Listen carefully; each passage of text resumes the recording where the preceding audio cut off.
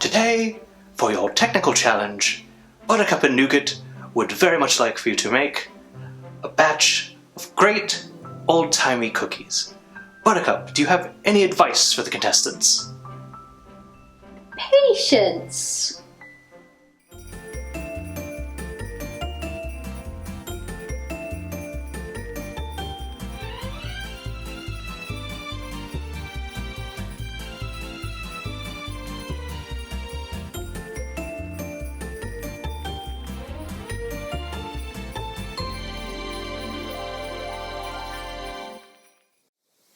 Hello dears, Buttercup the Baking Spaniel here, and I'm excited to share a lovely recipe with everyone today. To me, nothing says the holidays more than a classic cut-out sugar cookie, all decorated with icing and bits of candy. And no one makes a better version of these than my very own stepmother.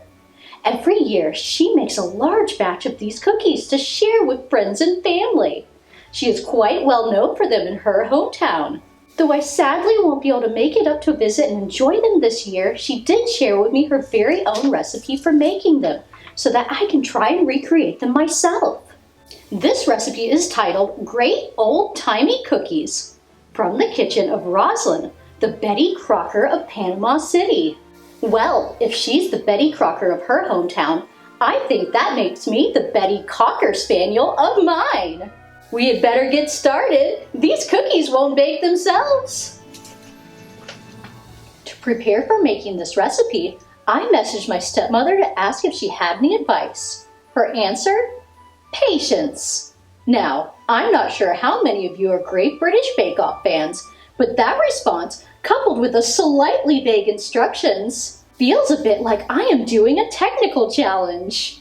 I wonder if my results will fare well before a set of judges. Oh dear! This recipe is a bit unusual, as it recommends mixing your cookie dough using a food processor. I've never made cookie dough in a food processor before. How interesting! Now, if you don't have one, I am quite certain you can use a regular mixer. However, since I do have one, I'm going to give this a whirl. I also want to note that I am going to be making a half batch of this dough today, and I'll tell you why in a little bit. The amounts for the full recipe will be posted in the description below. Into our food processor, we will add 1½ sticks or 3/4 cup of softened butter.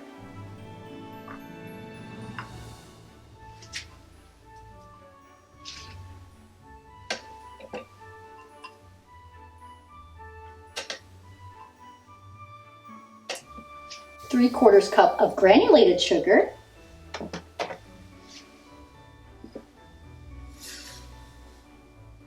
1 teaspoon of vanilla,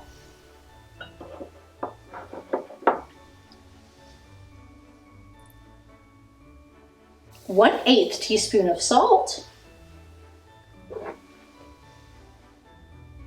1 tablespoon of milk,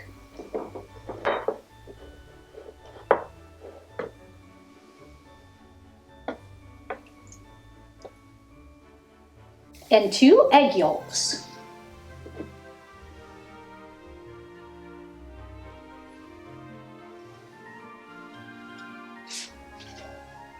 Should have gotten a bowl with handles. There we go.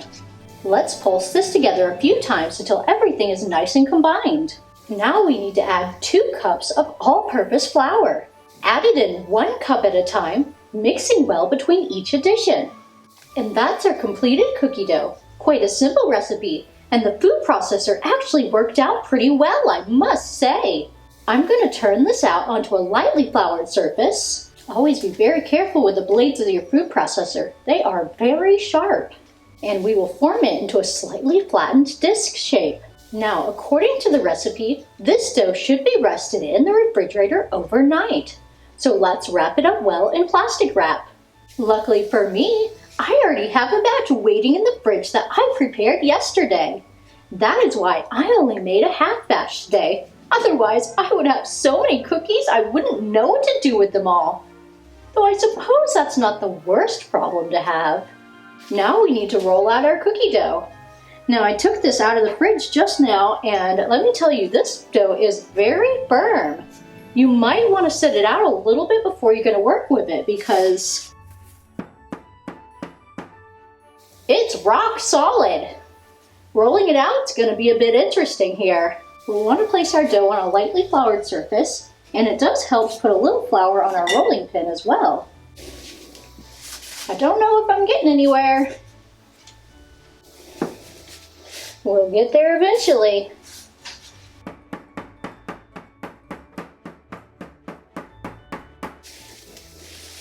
Don't make my mistake. Set this out maybe about half an hour before you're going to work with it. If your dough starts sticking, you can always add a little bit more flour. Just don't use too much flour as it could make your cookies come out tough. Who knew I'd be getting a full upper body workout today? Do you think this is what she meant by patience? I think so. Don't worry too much if your dough cracks. You can just push that back together. For cutout cookies, I usually like to roll my dough to about 1/4 of an inch thick, give or take. And now the fun part, cutting out the shapes. I have some cute Christmas and winter themed cookie cutters here that I will be using. To keep your cookie cutters from sticking, I like to dip them in flour first before cutting.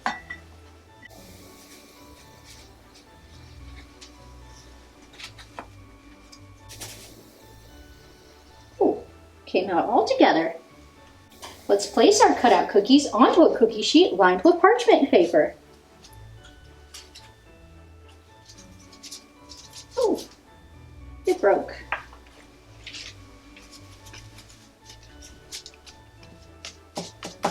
We'll patch you right back up. Try to cut out as many shapes as you can in the first batch before re-rolling to cut more.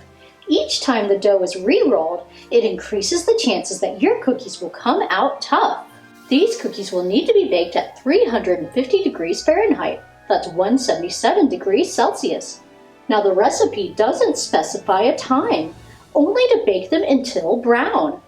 This is likely because the time will vary depending on how thick you roll out your cookies and how big the cutouts are. I'm thinking around 10 to 12 minutes for mine should work well. The baked cookies should cool on the cookie sheet for around 5 minutes, then transfer to a wire rack to finish cooling. Next, we will need to make the icing. Now, I want to talk a little bit about food safety. This recipe calls for using raw egg whites, the ones left over from separating the egg yolks for the cookie dough. This is a common ingredient when making cookie icing, particularly in older recipes. In most cases, this would likely be okay. However, there is always a chance of raw eggs containing the bacteria Salmonella, however rare it is.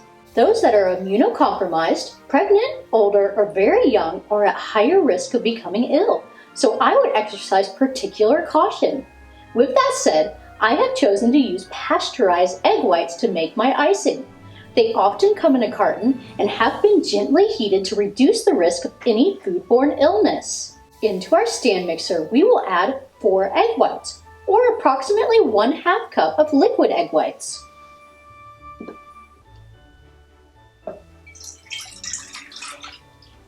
And a pinch of cream of tartar.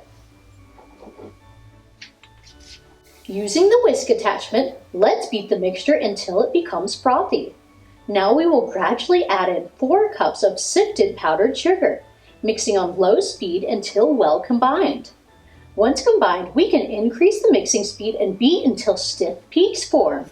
Now I am deviating from the instructions a bit here as they say to whip the egg whites to stiff peaks before adding any of the sugar.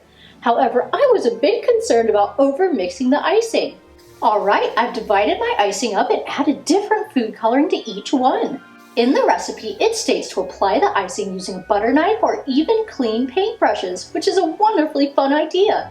However, in an attempt to not make a huge mess, I have placed all my icing into piping bags to decorate my cookies instead. And here comes the fun part, the decorating! Now please bear with me as beautiful decorations are not exactly my strong point. Having big clumsy dog paws can certainly make things a bit more challenging, but I will do my best. Alright, looks like we have the stocking first.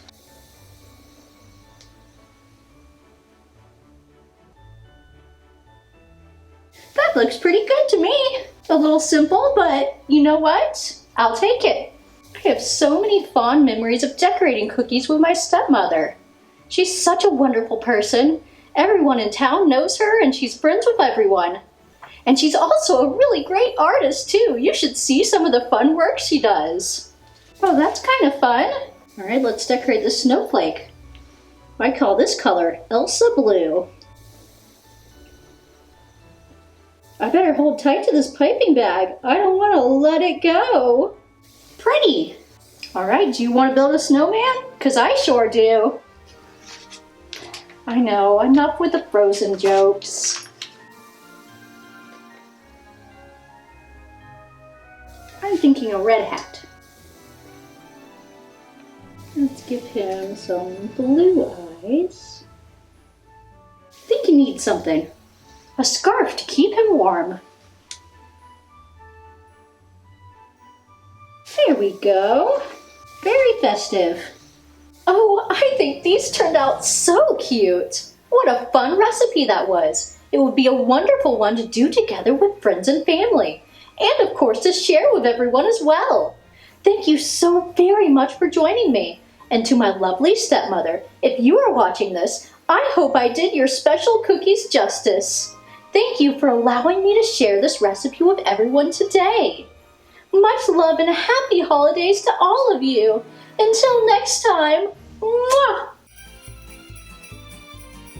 Add in 1 cup of it. Add in 1 cup of it. 1 cup of it. 1 cup of it. A little bit of time.